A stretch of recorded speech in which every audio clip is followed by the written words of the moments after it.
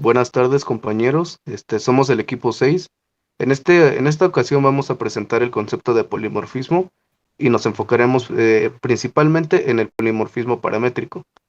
Nosotros, los integrantes que conforman este equipo 6, somos tres, empezando por Ramírez Yañez Sebastián, Rivera Cruz Óscar Aurelio y su servidor Romero Romero de Mien. Somos del grupo 2AM1 y la profesora que nos está impartiendo este curso es Revilla Avedaño, María de Lourdes. Siguiente diapositiva, por favor.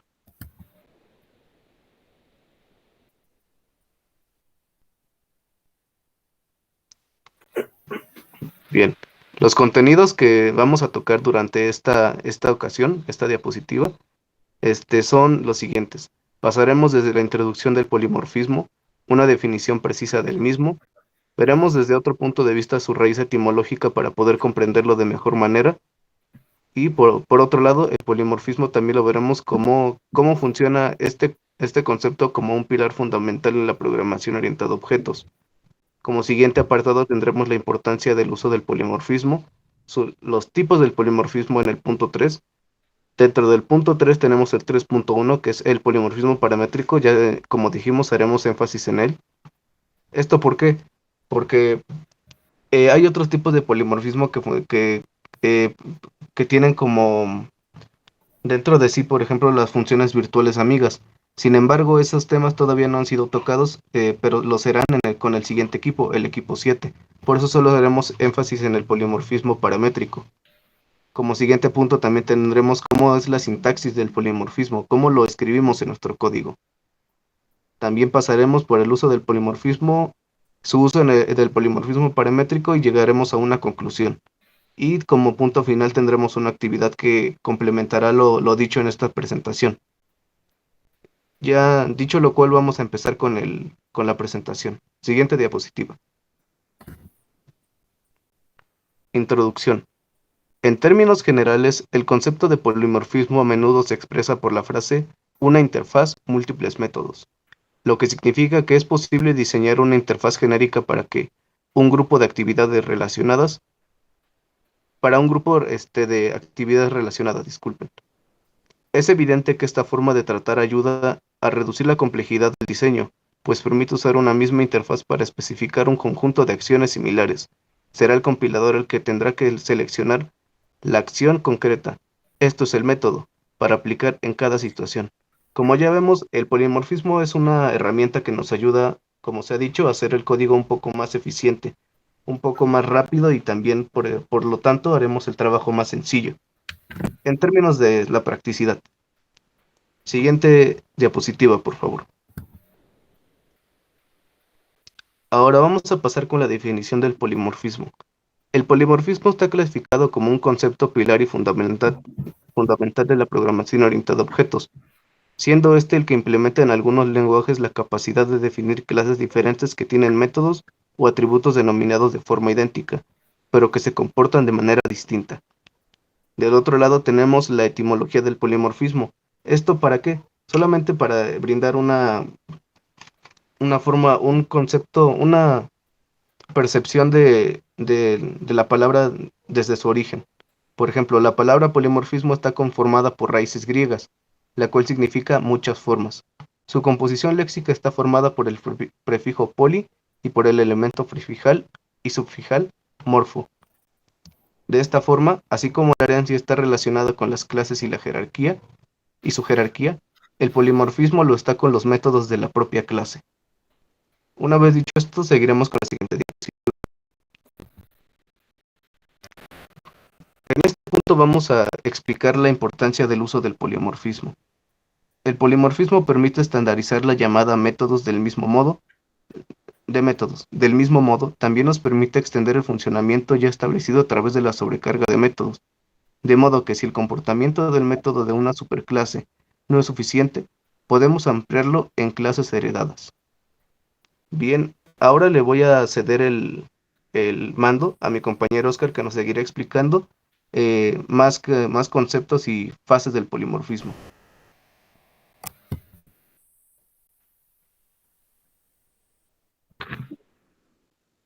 Voy a hablar sobre los tipos de polimorfismo.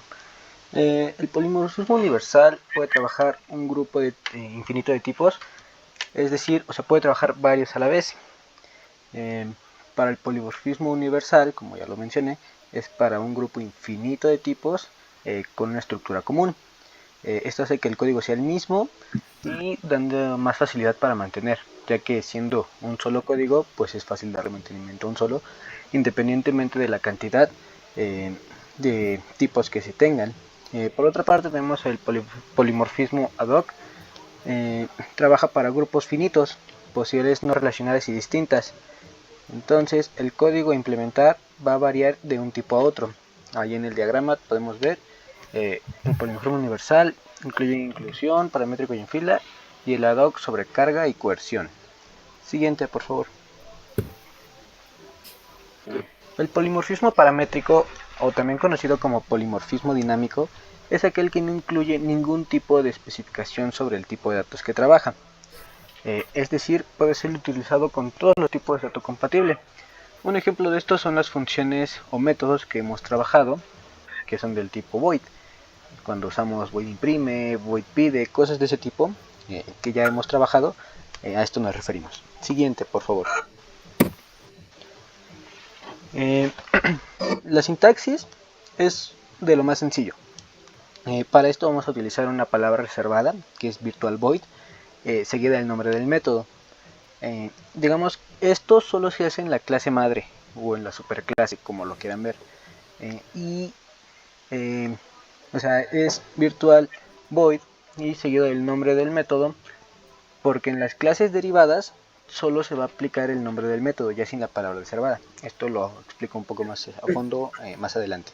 La que sigue, por favor. Esto nada más en lo que son las clases. A la hora de desarrollar los métodos también varía un poco. Para esto vamos a emplear el resultor de ámbito en repetidas ocasiones y el método de la clase madre, se desarrolla de forma común, como lo hemos trabajado. La diferencia que hay a la hora de desarrollar los métodos de las clases derivadas. Ahí en el ejemplo podemos ver el método de la clase deri1. En su desarrollo incluye al método llamado método de la clase madre. En este ejemplo o estructura nada más es un tanto confuso, pero ya en un programa más estructurado se puede apreciar la diferencia. La que sigue, por favor.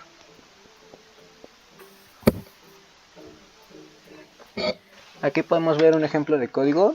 Usamos la clase ser vivo como clase madre, clase principal, y las clases derivadas son las clases animal y la clase vegetal.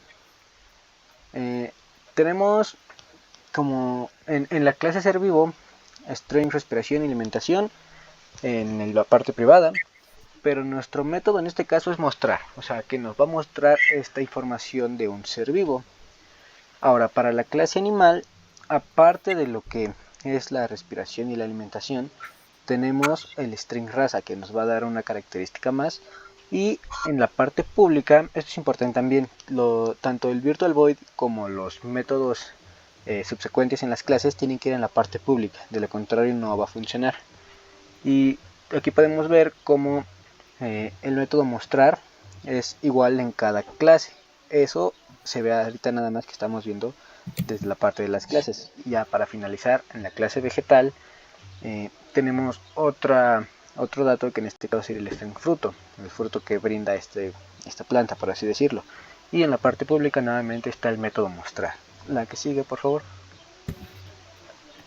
Bien, como les comenté hace un momento, a la hora de desarrollar el método, en este caso el método mostrar, aquí podemos ver que el método mostrar, que corresponde a la clase ser vivo, nos va a imprimir el tipo de respiración y el tipo de alimentación. Ahora, aquí es donde viene lo interesante. Tanto en la clase animal como vegetal, a la hora de desarrollar el método mostrar, aquí podemos ver cómo llamamos a la clase con el resultor de ámbito, llamamos al método, correspondiente a cada clase. Ahora, a la hora de desarrollar los métodos mostrar para las distintas clases, ocupamos también la que se desarrolló en un principio, es decir, la de la clase ser vivo. Y para esto usamos también el resultor de ámbito y se llama como función. Es decir, void animal, resultor de ámbito mostrar, el método mostrar de esta clase, nos va a llamar al método mostrar de la clase ser vivo y además nos va a dar un dato adicional que es la raza. Y lo mismo para la clase vegetal, su método mostrar va a mandar a llamar al método mostrar de ser vivo y nos va a dar ahora el dato del fruto que brinda. Espero haber sido lo más claro posible y eso es todo por mi parte. Tal, mi nombre es Sebastián Ramírez Yáñez y aquí les voy a mencionar algunas ventajas del polimorfismo. El polimorfismo permite estandarizar la llamada a métodos. Del mismo modo, también nos permite extender el funcionamiento ya establecido a través de la sobrecarga de métodos. Aquí puede tomar una cierta ambigüedad con la herencia, pero hay diferencias. Por ejemplo, la herencia es que una subclase herede comportamiento y datos de su clase padre. Y por el polimorfismo es que un método puede hacer cosas distintas en función del número y tipo de parámetros.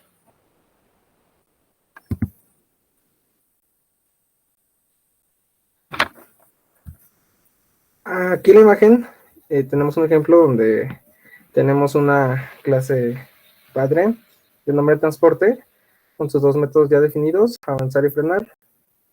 Y tenemos tres subclases donde tienen los nombres caballo, coche y avión, y vemos como en cada una de ellas ya poseen estos dos métodos de la clase padre con el mismo nombre, aunque sus objetos, que en este caso igual serían el caballo, el coche y el avión, van a funcionar diferente con el mismo nombre del método. En el caso del caballo, en la parte de avanzar sería a través de caminar. En el coche sería a través de una de las ruedas y el avión sería a través del vuelo. ¿Para qué nos sirve en la práctica el polimorfismo? Aquí puse un ejemplo y es, imagina que en tu clase de cine creas un método que se llama reproducir. Este método podrá recibir como parámetro aquello que quieres emitir en una sala de cine y podrá llegarte a veces objetos de la clase película y otras veces objetos de la clase documental. Otro ejemplo para ilustrar esta diapositiva es imaginarnos que tuviéramos un coche Volkswagen que manejamos bien y un día queremos cambiarlo por un coche de la marca Toyota y nos enteramos que tenemos que hacer un curso de manejo para utilizarlo, porque los controles son distintos. Lo mismo pasa 2 años después cuando queremos comprar un coche de la marca Ford y hablamos con la gente y unas personas nos dicen, yo sé manejar todo lo que es Nissan, Kia, Subaru, y otros te dicen, yo sé manejar los vehículos alemanes, y pues eso sería raro, pero por suerte no es así. Y podemos decir que todos los autos implementan una misma interfaz. Todos los coches tienen embrague, todos los coches tienen palanca de cambios, freno, acelerador. Esto quiere decir que cambiar de auto es como una migración casi instantánea, salvo que pasemos de un coche con caja manual a un coche con caja automática. Y de alguna manera los autos son polimórficos con respecto al conductor. Y en la programación orientada a objetos se busca esta misma propiedad, la cual es si un objeto A utiliza un servicio del objeto B, queremos que A vea y opere con B como proveedor de ese servicio, no como B. De manera que si queremos reemplazar B, sea transparente para A. Y en conclusión, el polimorfismo en la programación orientada a objetos o en C++, es una característica importante que nos permite que las clases derivadas puedan ser tratadas como sí. Además la clase base, lo que facilita la creación de código reutilizable y más flexible. Esto se logra mediante el uso de punteros y referencias de la clase base para acceder a los objetos de la clase derivada.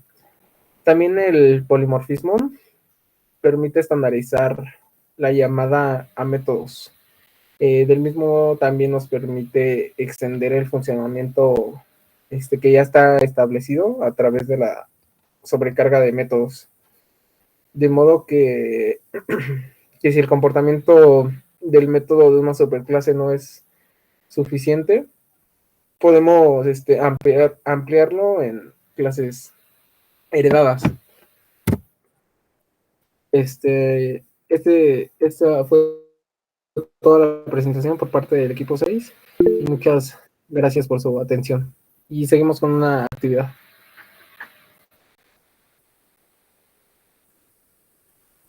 ¿Listo?